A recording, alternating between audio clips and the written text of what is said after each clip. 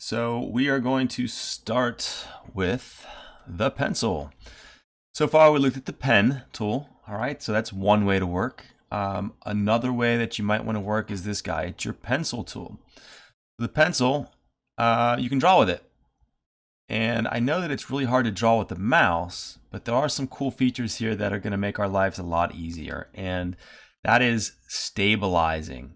All right, so if I don't stabilize and I try to draw with my mouse, I mean, it's okay. You can do it, but it doesn't look great.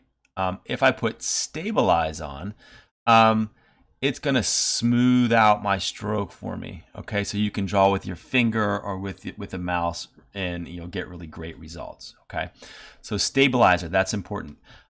Length, that's basically how much stabilization you're gonna get. All right, if you crank it up, it's going to give you like a really smooth line, but you're going to have to draw. Let's crank it up and see. You can see like a really long draw mark, which is good for some things.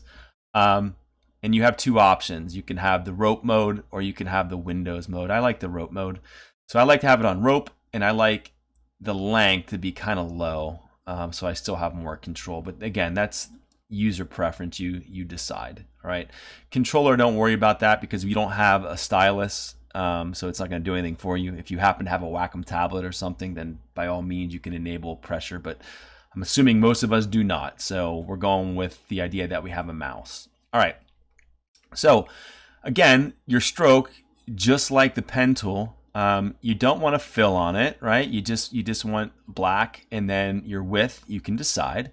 Again, when you click, your width is how thick this is going to be.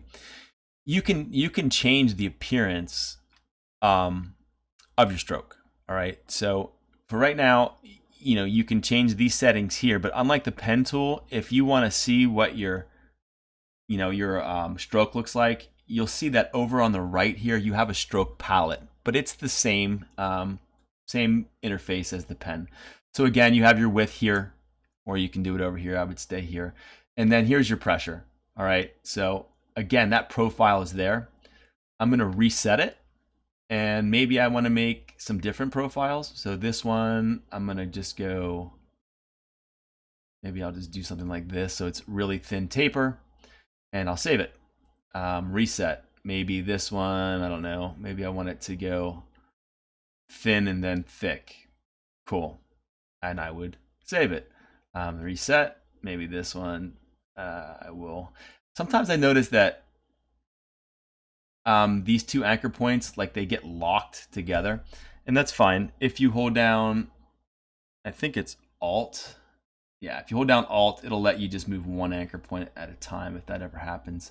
I don't know if it's a bug. Sometimes it happens, sometimes it doesn't. But either way, Alt click will let you independently drag these, and again, you can modify the line and just save the profile. So I'm building profiles. All right, so the pen tool, let me just take a look. Up to you if you want to use it. I go back and forth between the pen and the pencil, so I guess I'll stay with the pencil for a minute. So again, you can kind of start to draw out your line. Now to me, I don't love this profile for the nose, but that's okay because I can always come back over to my pressure profile and I can kind of change this. I like that one a little bit better. All right, if I don't like the width, I can change it. So the great thing here is it is vector, it is live. All right, you can always go back and fix. So if it doesn't look great, go back and fix. So tool wise, pen or pencil, up to you. And I guess I'll put this last one in. If you decide you want to use a preset shape, all right, what happens is it's in shape mode. You can still change your profiles on that, okay? The problem is if you want to edit the individual anchor points, you have to take this shape and you have to hit this button, convert to curves, all right? So once you convert it to curves, you could take your node tool and you can actually go back and you can modify this, all right? So, if you want to just start out with a preset shape, by all means, go ahead, all right? When you're working with these nodes, don't be afraid to look at these tools on the top. Okay, they're pretty self-explanatory. Like for instance, if I wanted to close a curve, smooth a curve, join curves, right? What about break? So if I hit break, it's gonna just break that up, all right? So again, there are more in-depth help tutorials right here. So if you need them, use them. So hopefully that gives you a good idea of the pen and the pencil.